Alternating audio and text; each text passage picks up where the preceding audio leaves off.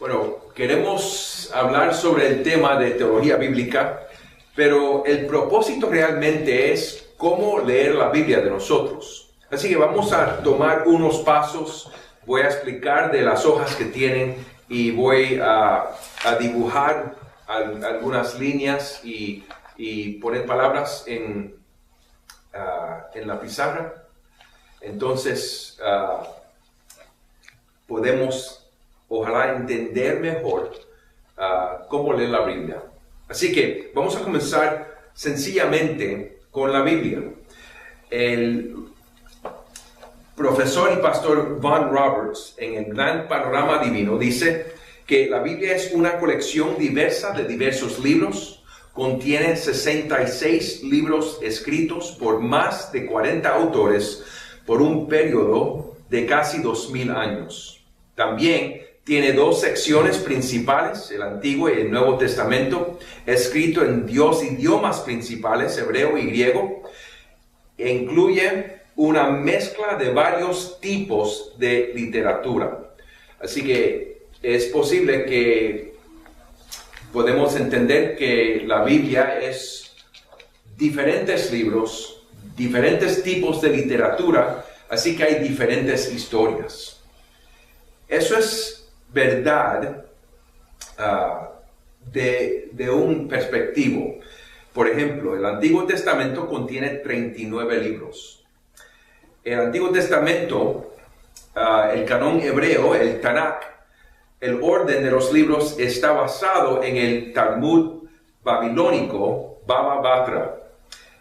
Tenemos la ley o Torah, los profetas o Nevi'im, o los escritos o Ketuvim. Ahí en la hoja tienen los diferentes libros bajo esos temas. Ahora, el canon cristiano del Antiguo Testamento tiene los mismos libros, pero están organizados un poquito diferente.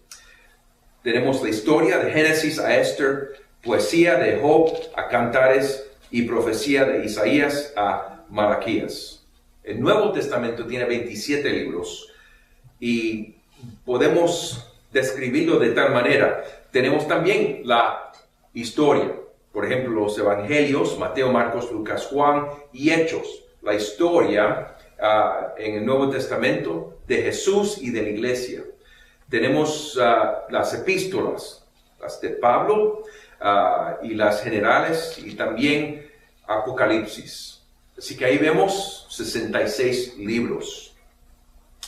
Pero es importante entender cómo vamos a leer estos distintos libros. El Antiguo Testamento y el Nuevo Testamento son historias diferentes. Hay algunas personas que dicen que el Dios del Antiguo Testamento es un Dios enojado, con mucha ira, pero el Dios del Nuevo Testamento es un Dios de amor. Bueno, ¿qué dice la Biblia? Cuando nosotros abrimos las Biblias, tenemos presuposiciones. Cada ser humano tiene presuposiciones. Y nosotros, como cristianos, como evangélicos, también venimos a leer la Biblia con presuposiciones. Presuposiciones respecto a cómo los evangélicos deben leer la Biblia. Aquí, todo lector de la Biblia viene con ciertas presuposiciones. Como evangélico, nosotros leemos la Biblia con las siguientes suposiciones. Así que espero que todos estamos juntos en esas presuposiciones. Aunque a lo mejor alguna persona no entiende que viene con estas presuposiciones, algunos lo saben, pero todos, si creemos en Dios, que envió a Cristo, como evangélicos, creemos en el Evangelio, venimos con estas presuposiciones. Ahora, presuposiciones o suposiciones respecto al texto bíblico. Número 1. Dios es un Dios comunicable. Él es un Dios que comunica. Es un Dios comunicable, quien ha hablado a su pueblo a través de la Biblia. En Hebreos capítulo 1 versículos 1 y 2 dice la Biblia: Dios, que muchas veces y de varias maneras habló a nuestros antepasados en otras épocas por medio de los profetas, en estos días finales nos ha hablado por medio de su Hijo. A este lo designó heredero de todo, y por medio del Hijo, de él hizo el universo. Así que sabemos que el Dios en que creemos ha hablado en el Antiguo Testamento y en el Nuevo Testamento. Él es un Dios que habla. Así que esa es una presuposición que nosotros tenemos, ¿verdad? Hay un Dios, como sabemos. Él ha hablado y ahora tenemos la palabra de Dios escrita. Dios ha hablado a su pueblo a través de la Biblia. Dice Graham Goldsworthy: las presuposiciones del teísmo cristiano incluye la aceptación de que Dios está ahí, que Él se comunica con nosotros mediante la Biblia y que por tanto que Él está involucrado en la autoría de la Biblia a tal grado que ella dice lo que Él quiere decir. Y por eso tenemos confianza en la Biblia. Entendemos esto como la doctrina bíblica de la inspiración. Así que esa es la primera presuposición que tenemos, que Dios habla. Él es un Dios comunicable. Y de esa presuposición viene la segunda, y que es: debido a que la Biblia es divinamente inspirada, es por tanto autoritativa e inerrante. Así que si Dios habla, Él no está equivocado. Y si Dios habla, Él va a decir la verdad, porque ese es el carácter de Dios que Él ha revelado en su palabra. Él es un Dios santo, Él es un Dios fiel. Y si Él ha comunicado a su pueblo, lo que Él comunica es la verdad. Así que, la tercera presuposición es que nosotros somos creados a la imagen del Dios comunicable. Así que el pensamiento es así: si Dios ha comunicado, y Él ha comunicado en una manera que se puede entender, y lo que Él ha dicho es verdad, Él ha creado el ser humano de tal manera que puede entender lo que Él ha dicho. Así que somos creados a la imagen del Dios comunicable, por tanto somos capaces de recibir y entender su palabra, la Biblia. Por supuesto, debemos leer la Biblia de acuerdo a las reglas de interpretación. Así, con esas presuposiciones venimos a la Biblia como evangélicos. Ahora, también tenemos suposiciones o presuposiciones respecto al mensaje bíblico del texto bíblico. Tenemos la presuposición como cristianos que el mensaje de la Biblia es cristocéntrico. Es cristocéntrico. Vamos a ver a Lucas 24 y nos vamos a fijar cómo Jesucristo mismo entiende el Antiguo Testamento y entiende todas las escrituras que apuntan a Él mismo.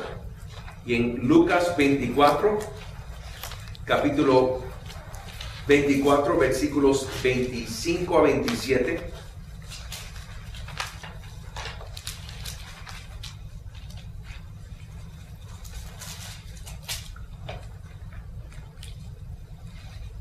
Aquí Jesús explicando a los hermanos que estaban desanimados porque Jesús había muerto. Jesús aparece a estos hermanos y está hablando con ellos.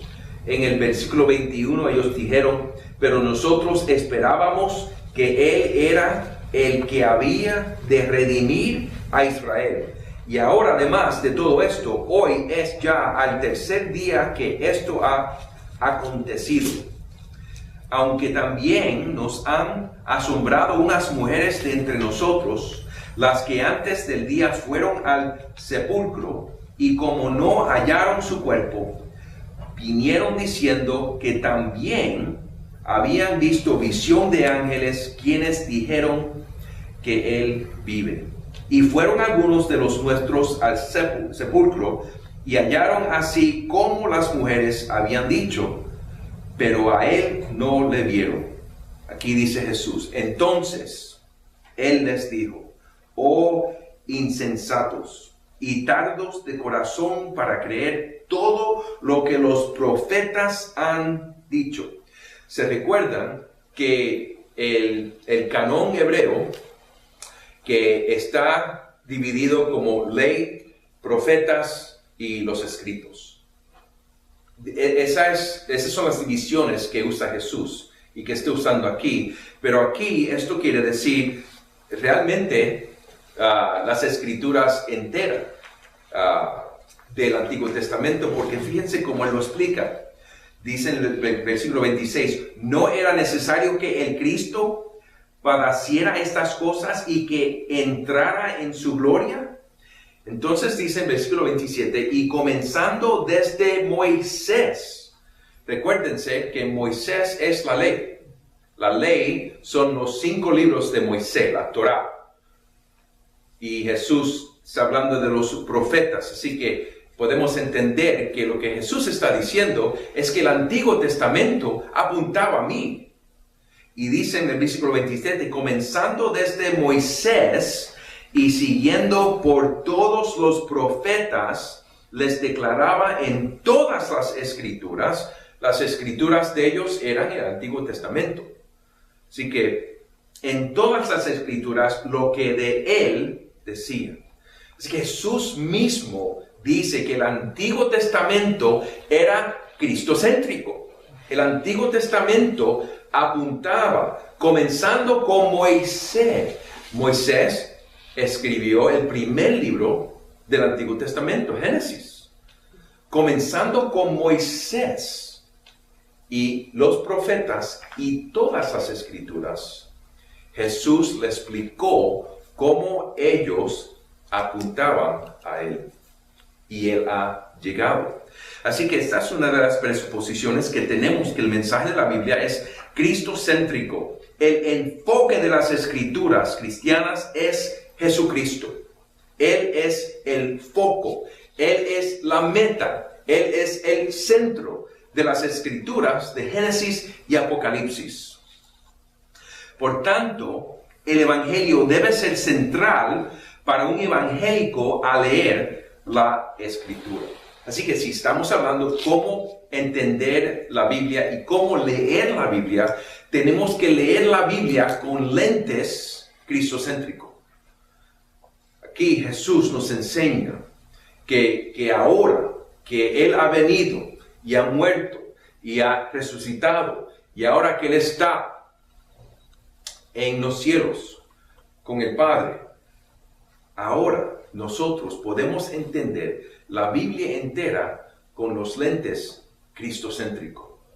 Y de esa manera es que Jesús le está enseñando a ellos cómo entender a Moisés y los profetas y todas las escrituras. Dice Graham Goldsworthy en el libro que muchos de ustedes han leído, Cómo predicar de Cristo usando toda la Biblia.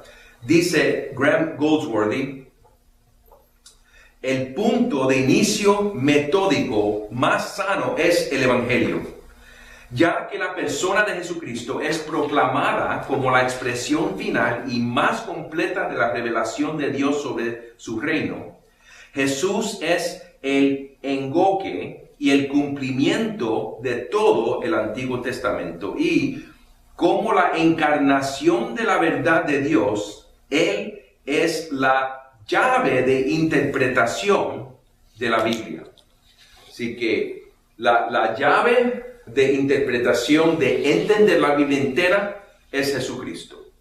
Y por eso es que decimos que tenemos que leer la Biblia, el mensaje de la Biblia, de manera cristocéntrica. Jesús se vio a sí mismo como la expresión final y más completa de la revelación de Dios, como leímos en Hebreos capítulo 1. Este es el principio material del evangelicalismo. El evangelio, el cual habla de Cristo. Y dice Goldsworthy de nuevo, y otra razón para comenzar con Jesucristo es que es ahí donde nuestro viaje de fe comienza.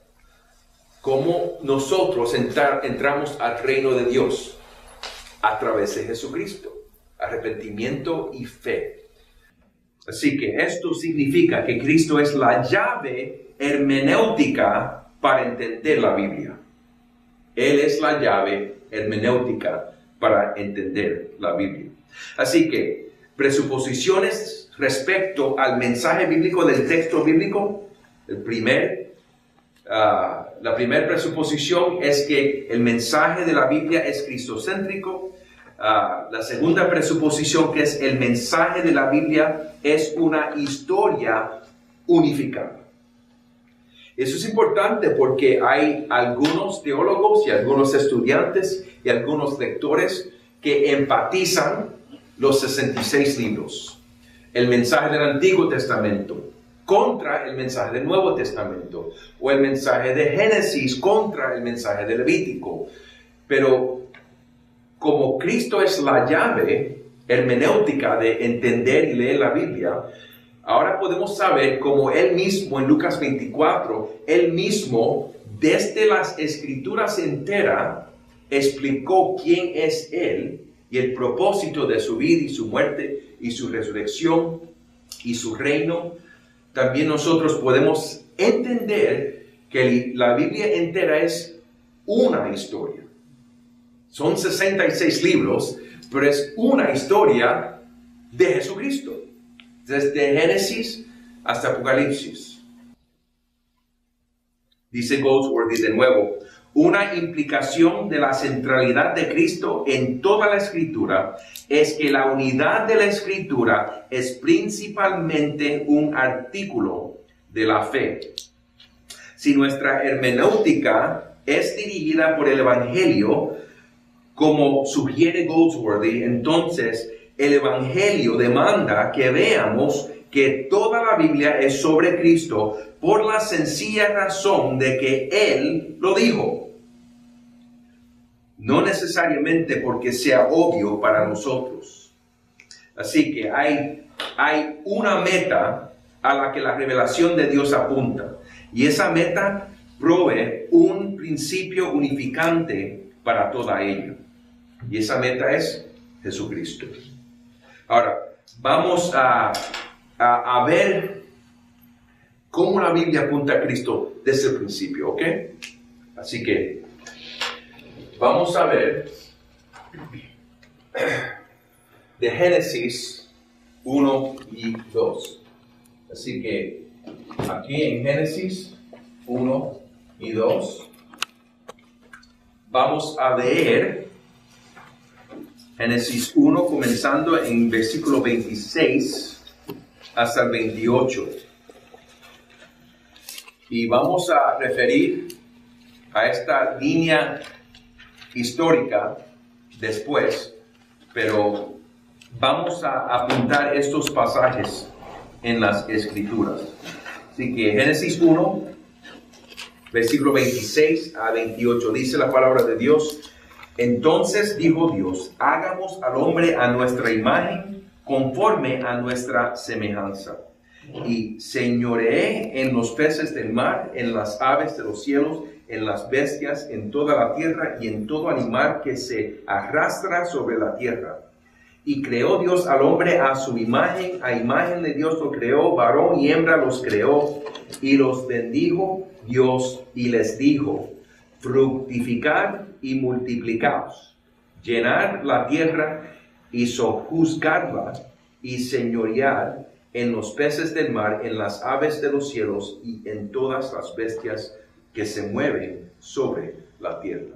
Ahora, vamos a tomar este pasaje, vamos a explicar unas cosas del el patrón del pueblo de Dios. Porque aquí Desde el principio podemos ver el patrón del pueblo de Dios. Aquí cuando dice, entonces dijo Dios, hagamos al hombre a nuestra imagen conforme a nuestra semejanza. Aquí podemos decir que como es el padre es el hijo. Y como es el padre es la hija. Y aquí parte de lo que quiere decir la imagen y semejanza es que Dios como padre ha creado a hijos y hijas, a su imagen y a su semejanza. Así que aquí tenemos el patrón del pueblo de Dios, tenemos hijos y hijas. Okay. Eso es parte del patrón. Como creación, ser humano, somos hijos y hijas de Dios. Al principio estamos creados de tal manera, Él es el Padre y nosotros somos sus hijos. Pero también vemos rápidamente, dice, señoreé en los peces del mar, en las aves de los cielos, en las bestias, en toda la tierra y en todo animal que se arrastra sobre la tierra. Cuando leemos la Biblia entendemos que Dios es rey, ¿verdad? Dios es soberano. Pero aquí vemos que Dios nos ha creado a ser reyes o vicerreyes bajo de Él mismo. Así que aquí en el patrón del pueblo de Dios tenemos patrón de reyes. Así que somos hijos y hijas, somos reyes, pero también vamos a ver que somos sacerdotes. Por ejemplo, cuando uno va a Génesis 2 y 15, dice, tomó pues Jehová Dios al hombre y lo puso en el huerto de Edén para que lo labrara y lo guardase. Esas dos palabras en hebreo se usan de nuevo en el Antiguo Testamento juntos para el sacerdocio. Así que esto explica parte del rol de sacerdote. Él guardaba el tabernáculo o el templo. Él estaba para proteger la santidad de Dios de lo que era, no era limpio. Así que aquí en Génesis 2, como tenemos mucho tiempo para desarrollar este tema en los detalles, empezamos a ver que también estamos creados como sacerdotes. El Edén, el huerto, era un lugar santísimo. Y aquí vemos que Dios y Adán y Eva vivían juntos en el mismo lugar. Y eso es importante para la historia de la Biblia, cómo se desarrolla. Y lo que vemos es que también Dios relacionaba a ellos bajo un pacto. Esto es un poco complejo porque no se ve aquí realmente que hay un pacto, pero en Génesis 6 y en Génesis 9 podemos ver que el Señor renueve el pacto con la creación, y yo creo que ese pacto apunta al pacto inicial con Adán, el pacto con la creación, y tenemos las partes de un pacto, pero por ahora vamos a decir que Dios relaciona con su pueblo, sus hijos y hijas, que son reyes y sacerdotes, en una relación dentro de un pacto para el propósito de misión. Para el propósito de misión. ¿Y cuál es la misión de ellos? En el versículo 28 del capítulo 1 dice, y los bendijo Dios y les dijo, fructificar y multiplicaos. Así que la misión de Adán y Eva juntos era multiplicar y tener hijos e hijas que reflejaban la gloria de Dios, hijos e hijas a la imagen y semejanza de Dios. Así que el propósito era que iban a tener hijos e hijas, y el huerto era un lugar que se tenía que que iba a crecer y se iba a añadir terreno, y vemos que esa era la misión de Adán. Y aquí vemos el patrón del pueblo de Dios. Ahora, fíjense lo que pasa en Génesis 12. Vamos a anterior. En Génesis 3, discúlpenme, vamos a regresar a Génesis 3 y 15. En Génesis 3, lo que vemos es que Adán y Eva rebelan contra Dios. ¿Y qué es lo que hace Dios? Él los saca de su presencia. Recuérdense, Dios y ser humano viviendo juntos en el mismo lugar, pero ahora como Adán y Eva han pecado, Él los saca de su presencia. Pero en Génesis 3 y 15 hay una promesa grande. Y la promesa grande es esta: y pondré enemistad entre ti y la mujer. Está hablando a la serpiente ahora. Y entre tu simiente y la simiente suya. Esta te herirá en la cabeza y tú le herirás en el calcañar. Aquí tenemos la promesa, como dicen, la primera oferta del Evangelio, que va a venir un hijo de la mujer y él va a vencer sobre la serpiente y sus hijos. Así que, creados como hijos y hijas de Dios, ahora por el pecado vamos a tener hijos de Dios contra hijos de la serpiente. Y ahora tenemos dos líneas. La línea de Dios y la línea de la serpiente. En el mundo hay nada más que hijos de Dios o hijos de la serpiente. Y aquí va a haber la batalla, pero la promesa es que va a venir un hijo de la mujer y él va a vencer sobre la serpiente y él va a traer, él va a vencer sobre maldad. Así que el resto de Génesis está buscando quién va a ser este hijo. Y en Génesis 12, aquí tenemos la promesa a través de Abraham, ¿verdad? Entonces vemos cómo sigue la historia. Abraham, Dios le prometió un hijo y también él tiene un hijo, Ismael. ¿Pero ese es el hijo de la promesa? No. ¿Cuál es el hijo de la promesa? Isaac. Okay. Así que por Isaac y seguimos desarrollando y lo que empezamos a ver es que últimamente viene de Abraham por Isaac, ¿verdad? Y Israel. Y ahora vamos a Éxodo 19, 4 a 6. Vamos a Éxodo 19, 4 a 6.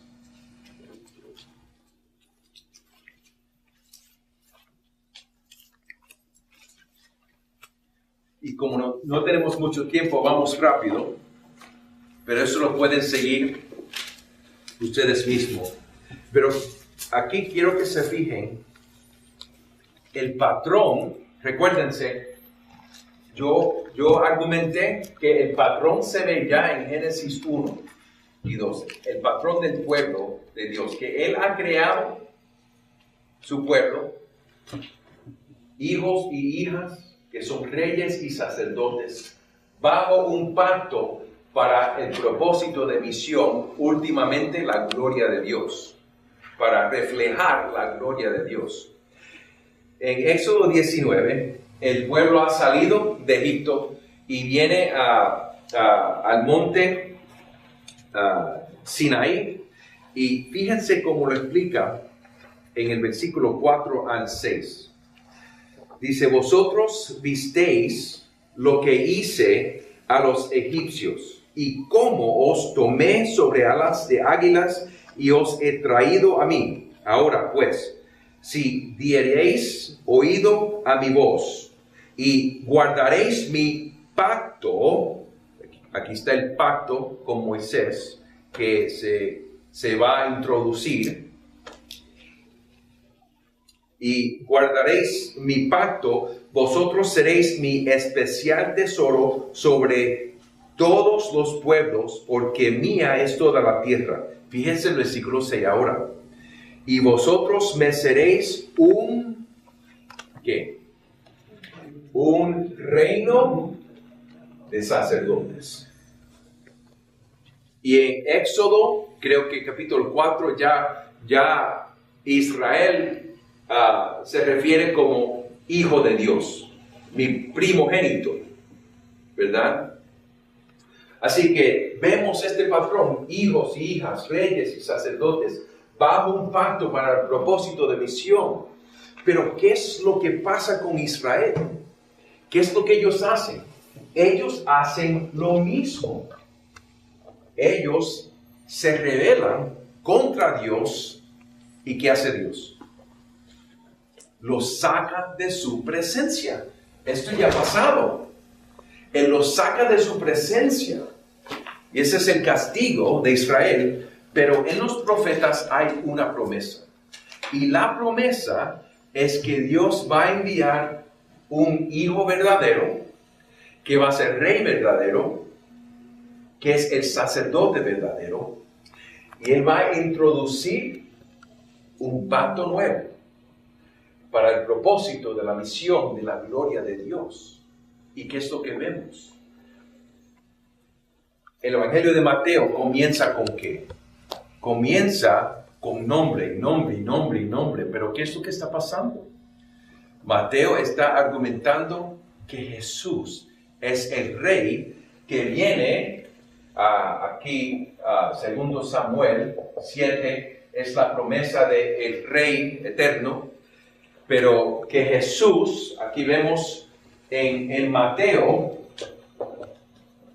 1, que Jesús es el rey verdadero, que viene de Abraham, Él viene de David,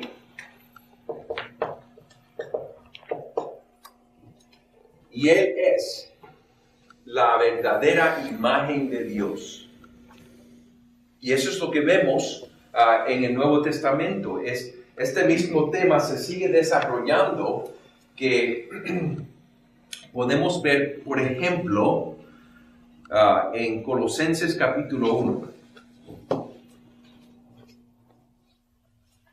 En el versículo 15 nos dice, Él, hablando de Jesucristo, Él es la imagen del Dios invisible, el primogénito de toda creación. Eso quiere decir primogénito, que Él es el principal. Él es el que tiene más autoridad. Ahora, regresamos a Hebreos 1.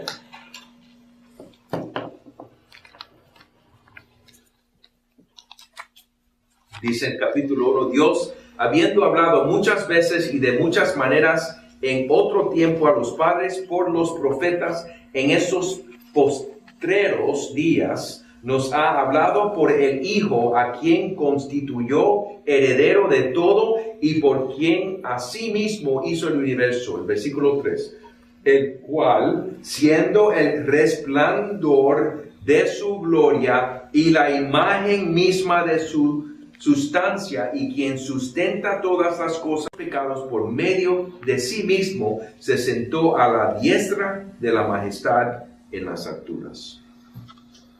Así que Jesús es el Hijo de Dios, que es Rey verdadero, sacerdote verdadero, que por su vida y muerte y resurrección ha traído un pacto nuevo que promete el Espíritu Santo al pueblo de Dios, que promete un corazón nuevo para los miembros de del reino de Dios para el propósito de misión, últimamente para la gloria de Dios, anunciando que Jesús es Rey y el Rey ha llegado. Ese es el evangelio que proclamamos, pero eso es lo que quiero que pudieran ver. Que la Biblia, desde Génesis, y podemos seguir desarrollando de Mateo a Apocalipsis, que todo apunta a Jesucristo. El mensaje de la Biblia es un mensaje de Jesucristo. Jesucristo es el lente que nos tenemos que poner para entender la Biblia. Y entonces lo que podemos entender es que la Biblia es una historia unida, porque Jesucristo es el personaje que une la historia de la Biblia. Así que ahora, entendiendo esta historia unida, ahora podemos venir a nuestras Biblias y poder entender cómo leer nuestras Biblias. Así que vamos a regresar a las hojas que tenemos aquí, a la segunda página, donde dice entendiendo el mensaje bíblico. Ahora, entendiendo esta historia unida, esta historia unida que apunta a Jesucristo. Ahora, ¿cómo debemos leer la Biblia? Tenemos las presuposiciones que Dios habla y que Él habló de manera que se puede entender porque nos ha creado de tal manera. Y lo que Él ha dicho es verdad. Así que podemos tener confianza en la palabra de Dios. Y ahora sabemos que Jesucristo es la llave hermenéutica para poder entender la Biblia. Y ahora vemos que aunque tenemos 66 libros y tienen diferentes autores y diferentes temas, realmente diferentes tipos de literatura, pero hay una historia unida nada más. Y es la historia que apunta a Jesucristo. Ahora, con todo eso, ¿cómo debemos leer la Biblia? Debemos leer la Biblia en su contexto textual. Así que, para poder leer la Biblia, tenemos que tomar un pasaje y tratar de entender ese pasaje en su mismo contexto. En su contexto histórico, en su contexto literario, en su contexto gramático. Así que tenemos que tratar de entender un pasaje de la Biblia, donde sea en la Biblia que estamos leyendo, tenemos que tratar de entender ese texto en su contexto textual. Cada pasaje debe ser entendido en su contexto gramático, qué es lo que quiere decir las palabras, las frases. En su contexto literario es poesía, es un epístolo. ¿Qué es lo que es? Usando esas reglas gramáticas, y también en su contexto histórico. Pero también tenemos y debemos leer la Biblia en su contexto histórico de redención. Esto quiere decir que si vamos a tratar de entender 2 Samuel 7, lo vamos a tener que entender y estudiar en el contexto del capítulo de 2 Samuel 7. ¿Y qué es lo que está pasando en Israel en esa época? ¿Quién es el rey? ¿Y qué está pasando? El rey es David. ¿Cuál es la situación de Israel y las naciones alrededor de Israel? Tenemos que tratar de entender ese pasaje en su contexto textual. Pero no podemos dejar de entender nada más en el contexto textual. Ahora tenemos que entender, ok, aquí tenemos este contexto textual. Ahora, ¿dónde cae este texto en la historia de redención? Y aquí lo que vemos es que en Génesis tenemos el patrón, que Él ha creado sus hijos y hijas a ser reyes y sacerdotes. Vemos de la caída, vemos la promesa a Abraham, y aquí vemos Israel en la época más buena para Israel, siguiendo arriba hasta Salomón, pero lo que vemos es que aquí también tenemos una promesa que apunta a un rey eterno. Así que podemos ver que aquí en 2 Samuel 7, en el contexto textual, que está hablando de un rey que viene de la línea de David, que se cumple en Salomón, pero últimamente se tiene que cumplir, vemos en la historia de redención, que se va a cumplir en un rey eterno, que va a estar en el trono de Dios eternamente, en el trono de David eternamente. Así que sabemos que eso va a apuntar, como nosotros ya somos cristianos y ya tenemos el Nuevo Testamento, sabemos por Mateo 1:1 que eso está apuntando a Jesucristo, que es hijo de David, hijo de Abraham. Y tenemos que entender la Biblia en su contexto histórico de redención. El mensaje bíblico concerniente a Cristo es revelado progresivamente a través de la historia de la salvación. Así que ahora como cristianos evangélicos que tenemos el Nuevo Testamento, sabemos que esta promesa se cumple ¿en quién? En Jesús. Jesús es el hijo de la mujer, ¿verdad? Que va a vencer a la serpiente. Pero vemos que en Génesis 4 no nos dice el hijo es Jesucristo. La historia se está desarrollando progresivamente hasta que venga a Jesucristo. Así que tenemos que entender cómo se desarrolla el mensaje de la Biblia. Dios no se ha revelado a sí mismo todo en un mismo tiempo. La revelación propia de Dios se despliega a lo largo de la historia. Por consecuencia, en nuestra construcción teológica debemos tener en cuenta la naturaleza progresiva de la revelación propia de Dios. Eso lo dice el profesor Carson.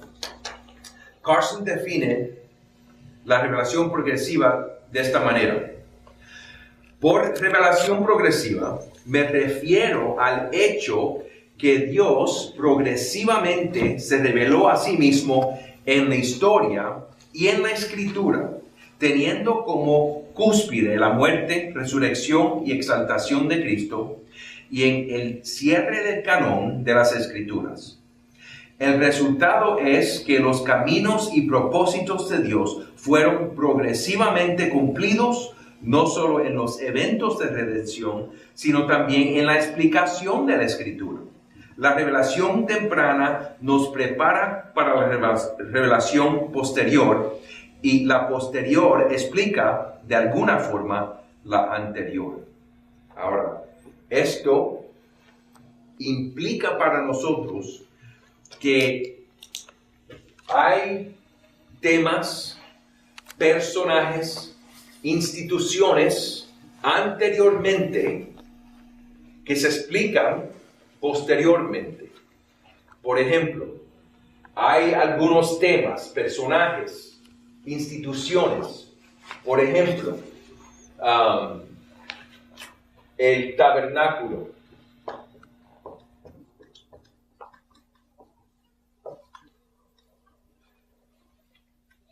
El tabernáculo es una institución.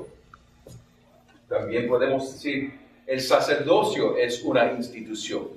¿Okay? Y vemos desde Génesis que estamos creados como sacerdotes. En Éxodo vemos la institución de los sacerdotes, y en Levítico también. Y entonces vemos en el Nuevo Testamento que Jesús es el sacerdote verdadero. Así que vemos instituciones como el sacerdocio que comienza en el Antiguo Testamento, pero está apuntando al cumplimiento en Jesucristo. El tema principal se llama el tipo, y el cumplimiento es el antitipo. Así que el sacerdocio es un tipo. También vemos que Adán es un tipo de sacerdote, vemos que Israel, en Éxodo 19, como pueblo era un tipo de sacerdocio. También vemos que en el Nuevo Testamento el antitipo del sacerdocio es Jesucristo. Eso lo vemos en Hebreo, que desarrolla el tema de Jesucristo como el sumo sacerdote. Así que una implicación es que debemos leer la Biblia de forma tipológica. Que en la revelación progresiva de la Biblia hay tipos anteriormente que se están desarrollando y se cumplen en antitipos. Por ejemplo, vamos a hablar del tabernáculo. El tabernáculo es un tipo ¿de qué?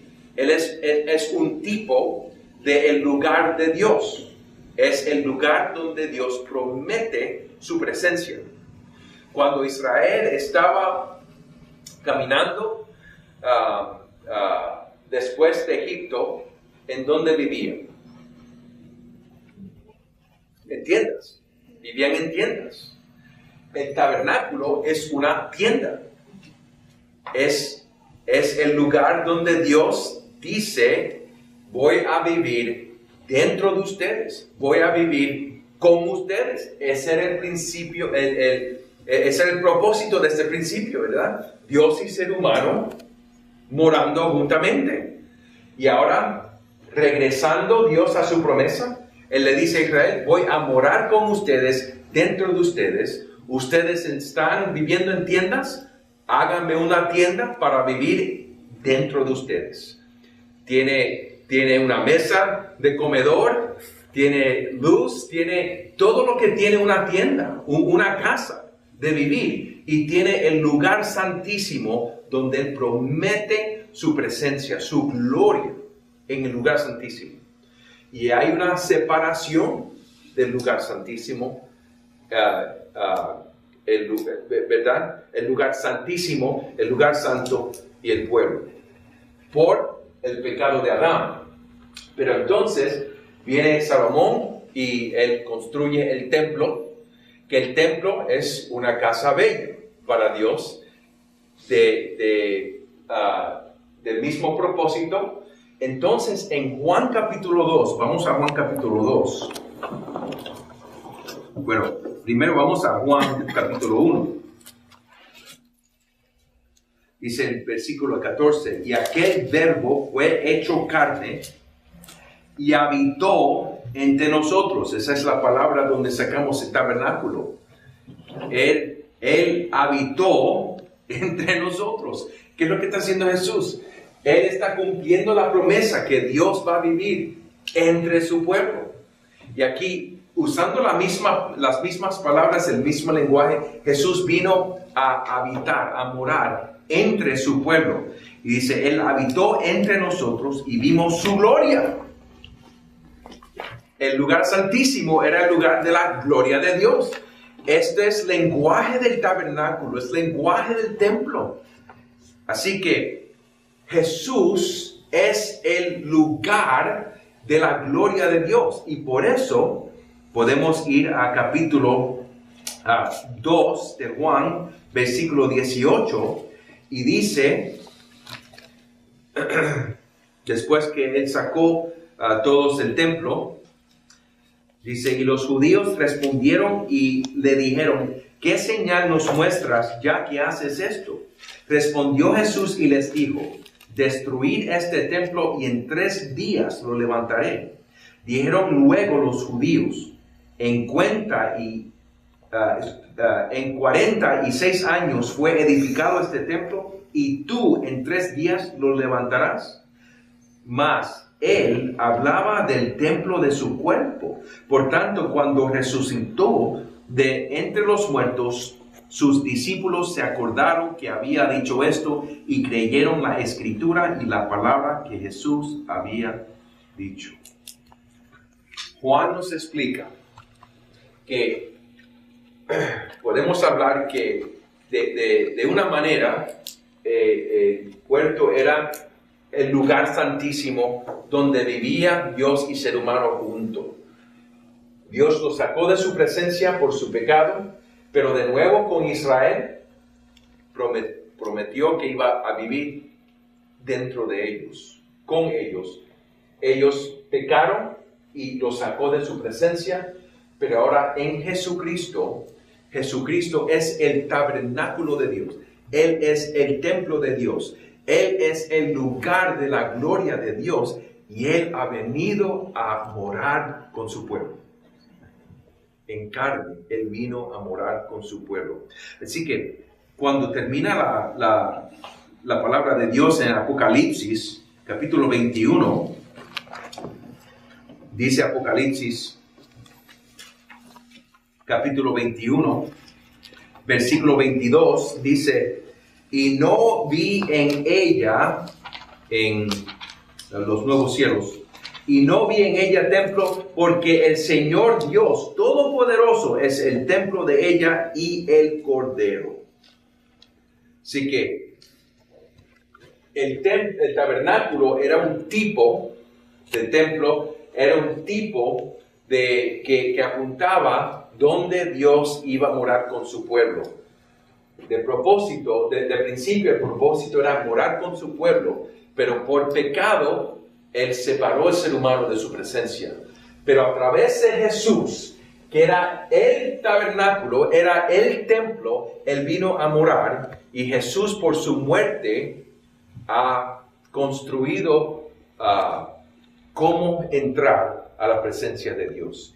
Y ahora nosotros, Dios vive con nosotros, y por eso Pablo puede decir en 1 Corintios 3 y 6 que somos el templo de Dios. Pedro puede decir en 1 de Pedro capítulo 2 que somos el templo de Dios. Jesús es el templo de Dios y ahora Dios vive con nosotros, dentro de nosotros. Últimamente vamos a vivir en la presencia de Dios y eso nos apunta en Apocalipsis. Así que vemos que la Biblia es una historia. La Biblia es una historia y tenemos instituciones, personajes, y diferentes tipos que se cumplen en antitipos en el Nuevo Testamento, últimamente en Jesucristo. Así que debemos leer la Biblia de forma tipológica y también debemos leer la Biblia a su contexto canónico. A su contexto canónico. La Biblia entera es la base de datos para la construcción teológica. Es decir, el canon entero de la Escritura, compuesto por los 66 libros del Antiguo y Nuevo Testamentos. Así que cuando estamos tratando de entender la Biblia, tenemos que entender, recuérdense que estamos hablando de 2 Samuel 7, en su contexto textual, pero también en el contexto de historia de redención, cómo se ha desarrollado y en qué lugar está ese texto en la revelación progresiva. Y últimamente tenemos que pensar del canon entero de Génesis, Apocalipsis y entender cómo se entiende este pasaje en el contexto canónico. Eso quiere decir la palabra de Dios enteramente. Así que una de las implicaciones es que debemos de leer la Biblia intertextualmente. Yo sé que eso no es una palabra común, pero esto quiere decir que hay algunos pasajes que se explican. Por ejemplo, Génesis 1 y 28. Génesis 1 y 28, que dice, y los bendijo Dios y les dijo, esas dos palabras, fructificar y multiplicaos, que argumenté que era la misión de Adán y Eva, podemos ver que esas dos palabras o una de esas palabras se está usando en diferentes lugares. Por ejemplo, con Noah en Génesis 9, con Abraham en Génesis 15 y 17. Fíjense, vamos a Éxodo 1. Éxodo 1.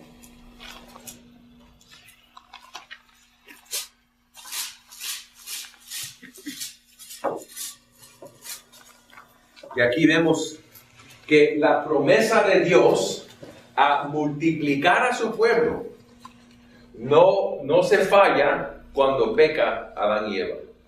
Pero Dios es fiel y Él va a multiplicar a su pueblo. Así que en Éxodo capítulo 1, versículo 7, dice la palabra: y los hijos de Israel fructificaron y se multiplicaron, y fueron aumentados y fortalecidos en extremo, y se llenó de ellos la tierra. Eso es lo único que quiere decir intertextualmente, que hay unos pasajes de la Biblia que se pueden escuchar, como Génesis 1 y 28,